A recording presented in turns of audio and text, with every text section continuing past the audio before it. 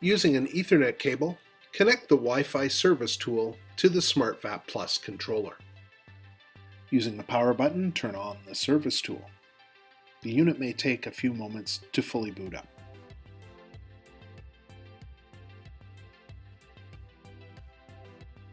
To connect to the Wi-Fi service tool, click the wireless connection icon, typically found in the bottom right-hand corner of the computer screen or in the Wi-Fi network settings of a smartphone. It will open a list of available networks. Select the KE2 Wi-Fi ST wireless network and connect. Once connected to the device, launch the browser of your preference. Enter one of the addresses shown on the screen and enter into the address bar of the browser and then press enter.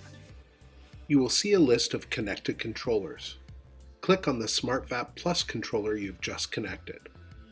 The SmartVap Plus controller homepage will be displayed. If you want to make any changes to passwords or unit settings, you must first log into the dashboard. Enter the username and password for this controller.